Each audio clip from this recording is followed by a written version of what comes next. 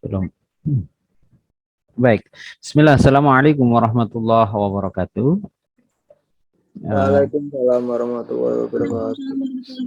Alhamdulillah ya, kita senantiasa memuji Allah, bersyukur ya dengan segala anugerah yang diberikan, tentu karena tidak sembarang pribadi ya yang Allah kasih kesempatan bisa masih menatap dunia ini dengan baik dan bahkan memberi kesempatan kita untuk menambah ilmu, menambah pengalaman dan juga motivasi untuk lebih berbenah diri. Salah satunya di dalam kesempatan ini adalah belajar tentang masa lalu keemasan yang pernah ya dicapai oleh Bani Abbasiyah ya. Insya Allah nanti yang Umayyah ya kita uploadkan. Umayyah ada dua sesungguhnya, Umayyah yang satu, Umayyah yang perkembangan juga Bani Umayyah yang kedua, tentu menjadi satu kebahagiaan ketika kita bisa menengok, menelisik tentang peradaban masa lalu, karena sesungguhnya kita berada di dalam lajur yang benar.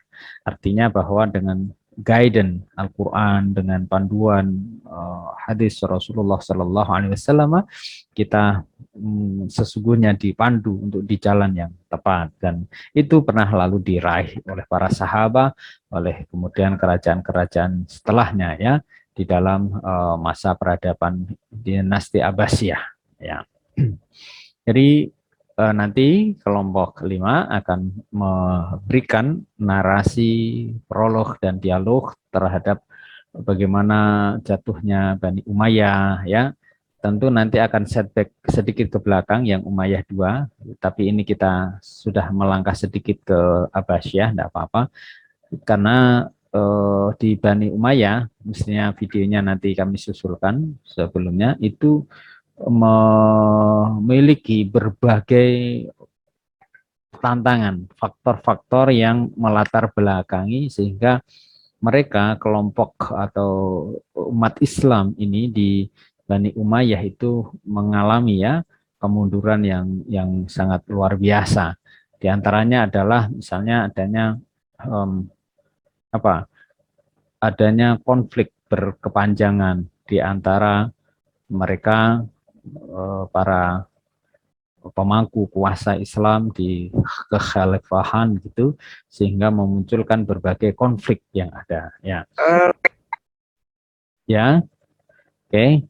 Lalu termasuk juga kehidupan bermewah-mewahan yang terjadi di antara para penggede ya, bangsawan atau kemudian para begawan-begawan kerajaan, sehingga meruntuhkan kebesaran Bani Umayyah ya.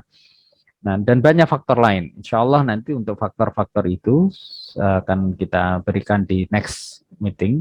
Tapi mari kita lihat lagi di perkembangan the next dari Bani Umayyah, yakni bangkitnya Abbasiyah ya. Jadi kalau Bani Umayyah itu berkuasa berabad-abad lamanya, hampir dari referensi yang kita baca hampir 600-an tahun gitu, berarti 6 abad lebih, sedangkan di Bani Abbasiyah ini selama 90 tahun, yang akhirnya Bani Abbasiyah nanti juga akan mengalami berbagai dinamika sebagai satu bentuk kekuasaan gitu ya. Baik, Mas Ari, kalau sudah siap, ini saya jadikan ini ya hostnya untuk nanti mengantarkan teman-teman. Mas Ari yang mana nih? Oh ini ya, Mas Ari SB ya. Oke. Yang saya jadikan host jadi Mas Ari ya. Iya Pak, Arifus Zaman.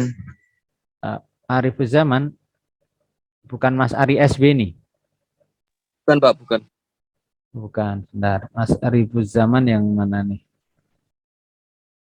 Dan lagi di laptopnya. Oh ya, oke, Arifus Zaman ya. Baik. Iya, ya, diganti namanya. Ganti nama dulu Pak. Iya, iya, diganti aja. Baik, ya di kelompok-kelompok Islam, pemikir Islam sebelumnya ya. Itu di unmute aja dulu, enggak apa-apa. Nanti kalau siap baru dulu. Jadi kita mengenal di Bani Umayyah ya, sebelumnya itu ada tokoh Ibn Rushd ya, yang dikenal dengan pemikiran dari komentator pikiran-pikiran Aristoteles, ada Al-Kindi, filosofia yang sangat terkenal gitu, Al-Kindi, yang juga menggabungkan dalil-dalil Plato dan Aristoteles, dan juga Ibnu Khaldun ya dengan karyanya Muqaddimah itu di periode-periode yang luar biasa di sebelumnya di Umayyah. Jadi jasa Islam saat itu mengubah wajah kebudayaan Eropa ya, yang membangkitkan Renaissance ya, kebudayaan Yunani kuno pada abad ke-14 dan juga pembaharuan di abad ke-8 gitu, kalangan-kalangan rasionalis ya, yang lalu membangkitkan juga pencerahan Afkalar Enlightenment pada abad ke-18. Jadi kalau kemudian kita melihat tadi pemikiran dari kalangan pemikir Islam di emas kemasan, di zaman kemasan ya, di masa itu tadi ada Al-Kindi yang sudah mengarang banyak kitab ya, Ar-Razi juga menulis kitab-kitab Al-Hawi, Ibnu Sina, Al-Qanun fi At-Tib, Ibnu Rushd, Kitab Al-Kulliyat fi Tib, dan juga banyak lagi pemikir geografi yang sangat cemerlang, Al-Idris ya, dengan Ibnu Abdul Aziz ya, dengan karyanya Al-Masalik wal Mamalik, yaitu Abdul Hasan Muhammad bin Ahmad Al-Kinani bin Zubair gitu ya, dengan karyanya Ar-Rihlah dan juga Fisika. Ada Ibnu Zuhar bidang mistik, ada Ibnu Arabi, dan juga banyak sekali hal-hal pemikiran baik di kalangan muslim lama ya, seperti Ahmad Al-Farabi, Al-Sashab, Al-Majridi di Cordoba ya, juga di Andalusia gitu. Jabir Aflah Abu Muhammad yang banyak menulis kitab, di antaranya Cetal Hay'ah ya, dan banyak lagi karya-karya yang lain, termasuk angka-angka trigonometri yang digunakan sampai sekarang ini itu oleh Imam Nuruddin Abu Ishaq ya, misalnya Al-Bitruji itu menulis kitab Al-Hay'ah. Jadi ini beberapa sekelumit dari berbagai bidang, masih banyak bidang lain, bidang sosial ya, bidang kedokteran dan lain sebagainya yang kemudian hadir ya di masa-masa keemasan saat itu. Kita mengenal adanya tokoh Al-Khwarizmi ya, kita mengenal juga tokoh misalnya di Al-Jabar itu ada tokoh IPA ya, misalnya juga Abu Abbas Al-Fadil Hatim An-Nirani ya, dan juga satu abad kemudian kalau dari referensi yang ada kita baca ada Umar Ibnu Ibrahim Al-Khayyami ya dengan buku Al-Jabbar ya, lalu juga Abu Musa Jabir Al-Hayyan sebagai seorang tokoh ya, sejarah kimia Arab saat itu, Al-Khami in Edwin ya, yang ada di Encyclopedia of Social Science gitu. Baik teman-teman, gimana Mas Razi? Udah siap? Sudah ready? Belum? Ya Pak, udah ready. Oke, baik. Silahkan. Oh, itu tadi beberapa masa kejayaan di Bani Umayyah ya di tahap kedua. Nanti video lebih lengkapnya insya Allah saya uploadkan next. Ini kita bisa lanjutkan dulu ya di Bani Abbasiyah. Silahkan untuk kelompoknya Mas Ari, Mas Arifin Zaman, Mas Bernardo untuk memaparkan ya, menarasikan, membuat kelas kita lebih hidup untuk mendiskusikan tentang Bani Abbasiyah. Silakan. Pak, share Pak, belum bisa share screen. Yang share screen kan Mas Arifin Zaman. PPT-nya udah saya kirimkan tadi ke Mas Ari. Bisa Pak. Ini Mas Arifin Zaman sudah host.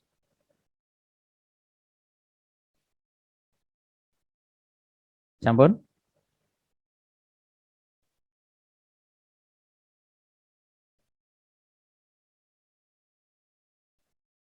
Ya, sudah nampak kok.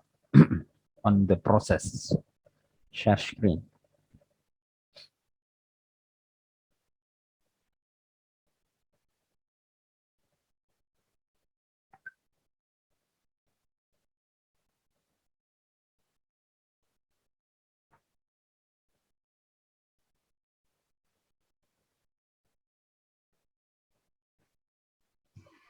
Itu sorry.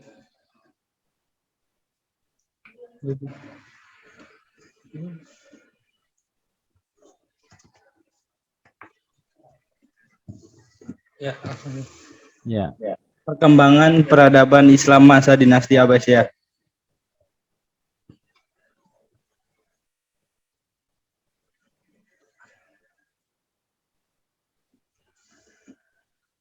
Teori jatuhnya Bani Umayyah dan bangkitnya Abbasiyah.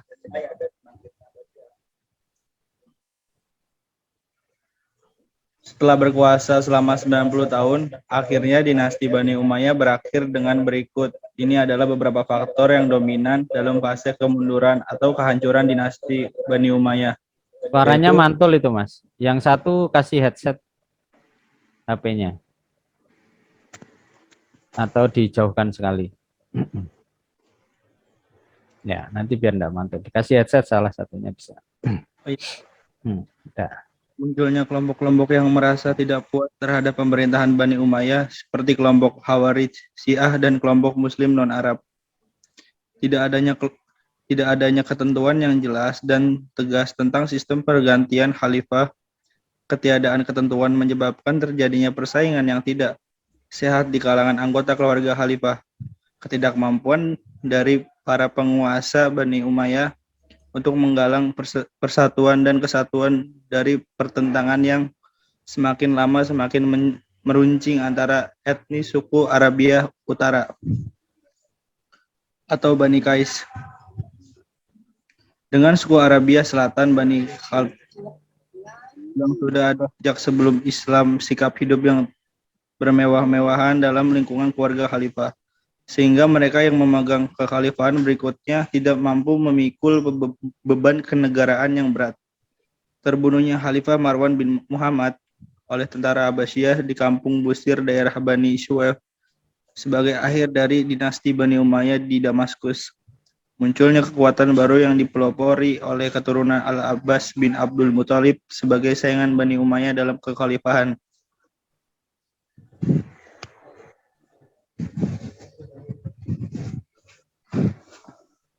Ari, bisa lanjut?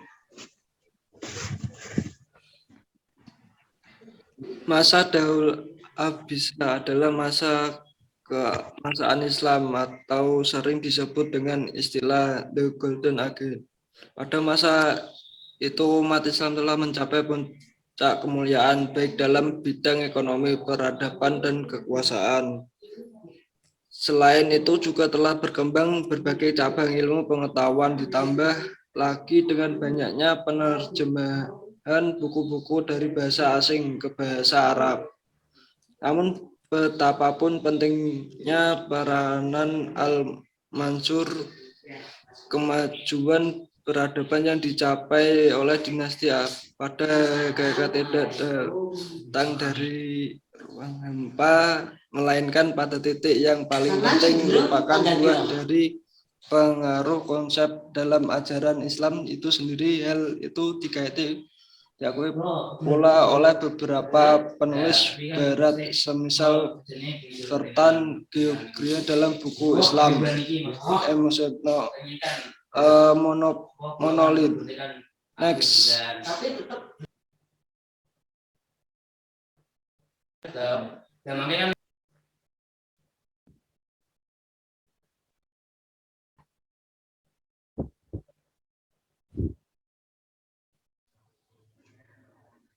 Baik, bisa dilanjut, Bernardo. Masa Daulatan Abbasiyah adalah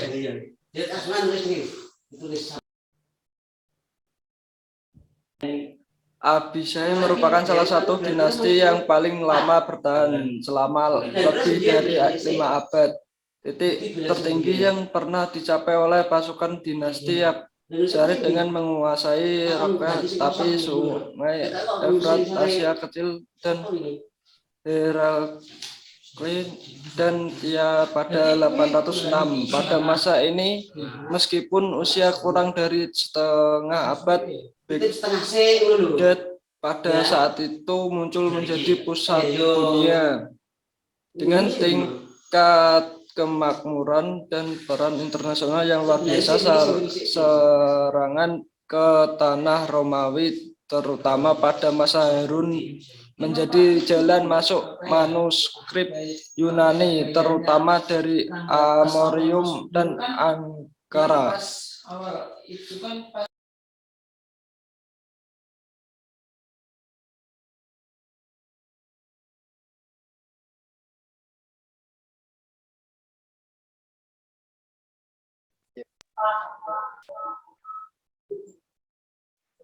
Kemajuan peradaban dinasti Abbasiyah adalah interaksi pasif kaum muslimin era Abbasiyah dengan komunitas-komunitas masyarakat di beberapa wilayah yang sebelumnya telah menjadi pusat warisan pemikiran dan peradaban Yunani, seperti Alexandria, Mesir, Suriah, serta wilayah Asia Barat dan khususnya Persia.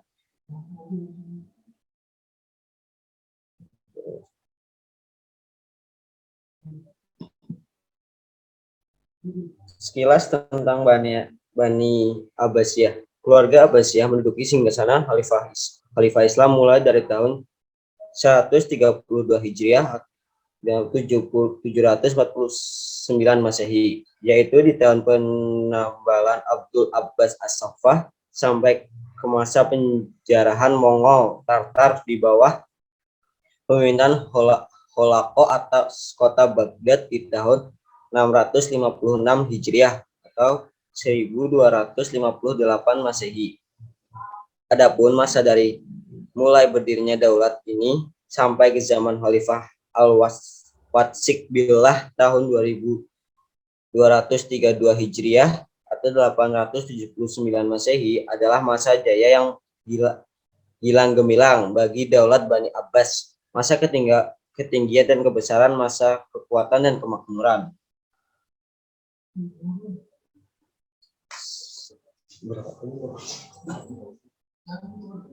Di sini satu, di sini. Penyebab keberhasilan kaum yang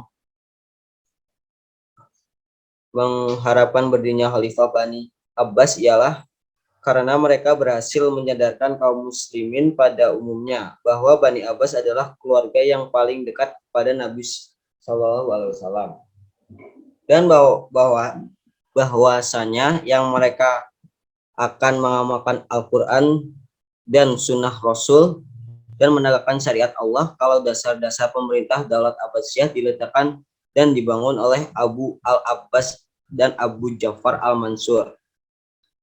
Puncak keemasan dari dinasti ini berada pada 7 khalifah sesudahnya, yaitu Al-Mahdi 775 sampai 785 Masehi, Al-Hadi 775 Masehi sampai 786 Masehi, Harun al-Rasyid 786 sampai 809 Masehi, Al-Ma'mun 813 sampai 833 Masehi, Al-Mutasim 833 sampai 842 Masehi, Al-Wasik 842 sampai dengan 847 Masehi, dan Al-Mutawakkil 847 sampai 861 Masehi. Abu Ja'far Al-Mansur 136 sampai 158 Hijriah atau 754 sampai dengan 775 Masehi Hijriah. Abu Abbas As-Saffah digantikan oleh Abu Ja'far Al-Mansur pada tahun 754 sampai 775 Masehi. Beliau diangkat oleh saudaranya yaitu Khalifah Abu Abbas As-Saffah yang dipandang sebagai pendiri yang hakiki Daulah Abbasiyah karena dialah yang memenangkan nizam siasat daulah itu. Terusnya akan dibacakan oleh Mbak Lisa.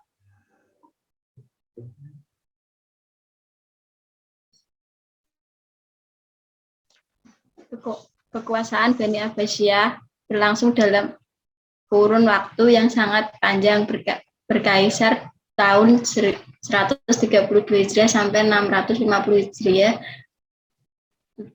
750 Masehi sampai 1258 Masehi, yang dibagi menjadi 5 periode. Satu, periode pertama 132 Hijriah sampai atau 750 Masehi sampai 235 Hijriah atau 847 Masehi disebut periode pengaruh Persia pertama. Kedua, 230 Hijriah sampai 847 Masehi sampai 334 Hijriah atau 945 Masehi disebut masa pengaruh Turki pertama. Periode ketiga 335 Hijriah sampai 940 Masehi sampai 447 Hijriah sampai 1550 Masehi, masa kekuasaan dinasti Sui atau pengaruh Persia kedua. Periode keempat 447 Hijriah sampai 1555 Masehi sampai 590 Hijriah atau 1194 Masehi merupakan kekuasaan dinasti Bani Saljuk dalam pemerintahan atau pengaruh Turki kedua. Periode kelima 590 Hijriah sampai 1195 Masehi sampai 560 Hijriah atau 1258 Masehi merupakan masa mendekati kemunduran dalam sejarah peradaban Islam. Syalabi 1997 107. Next.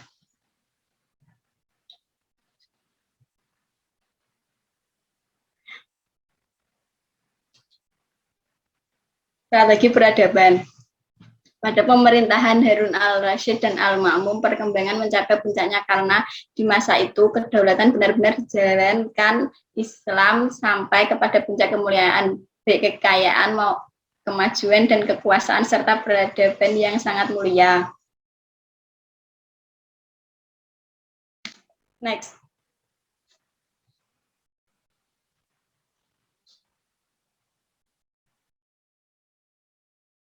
Faktor politik, yakni dengan adanya suatu strategi yang brilian, yaitu menerapkan kembali prinsip-prinsip kesetaraan, keadilan, dan persaudaraan, musyawarah, adalah dan ukhuwah, stabilitas pemerintahan yang menetap, sehingga konsentrasi tidak hanya lagi pada bidang politik semesta, tetapi juga pada perkembangan ilmu pengetahuan. Adanya perbaikan sektor-sektor perekonomian pada masa Khalifah Al-Mahdi, yaitu dengan mempermudah transportasi jalur perdagangan. Terjadinya revolusi besar terhadap kedudukan akal dan wahyu di masa Umayyah karena pengaruh Romawi amat kuat. Terjadi perbedaan yang krusial antara wahyu dengan akal. Maka di masa Abbasiyah, wahyu dan akal diletakkan pada posisi yang proporsional.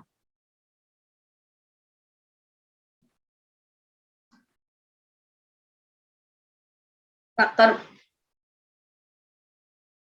pembangunan dikembangkan oleh Harun al-Rashid dengan satu, merenovasi dan memperluas Masjidil Haram tahun 164 Hijriah sampai 781 pada bagian selatan dan utara, hingga Ka'bah betul-betul berada di tengah lapangan masjid. Perluasannya mencapai 120.000 hasta, sedangkan bangunan yang terjadi dari 574 pilar marmer. Begitu pula Masjid Nabawi di Madinah ikut dibubar pada tahun 1061 Hijriah sampai 778 Masehi sebanyak 2 kali lipat luas sebelumnya. Penggalian telaga air tawar di setiap pemberhentian khalifah yang hendak ke Tanah Suci serta pembangunan kolam-kolam air tertutup. Proyek pembangunan salur air untuk kota suci Mekah dari suatu sumber mata air yang terletak jauh di luar kota Mekah. Saluran air ini terkenal dengan An-Jubaidah atau mata air Jubaidah turun tahun 173 Hijriah.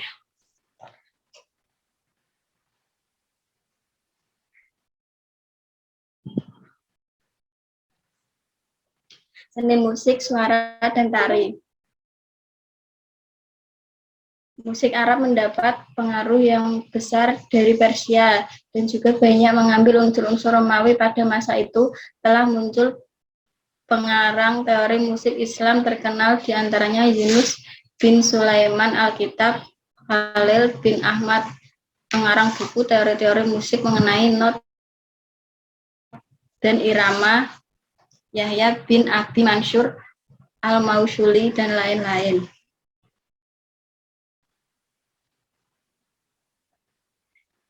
Pada masa Daulah Abbasiyah, pada khalifah dan pejabat-pejabat menaruh perhatian besar dalam pengembangan pendidikan musik, sehingga banyak didirikan sekolah musik berbagai kota. Sekolah musik yang paling sempurna adalah yang didirikan oleh Syed Ad-Din Mu'min, dan teori musiknya sangat dikagumi barat. Sedangkan seni tari meskipun mendapat pro dan kontra namun tetap berkembang pada masa Abbasiyah. Pengarang kitab ilmu seni yang pertama dalam Islam adalah Al-Farabi dengan kitabnya Kitab Al-Raswal Al-Yafin.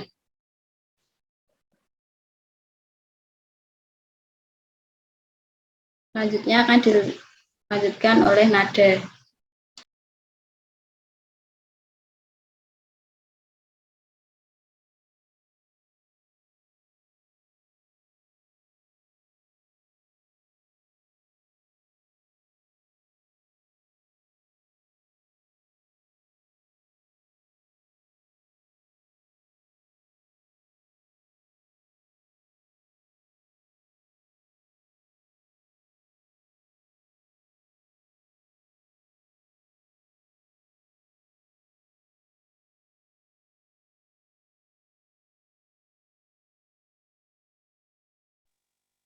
Perkembangan bidang pertanian maju pesat pada awal pemerintahan dinasti Abbasiyah karena pusat pemerintahannya berada di daerah yang sangat subur.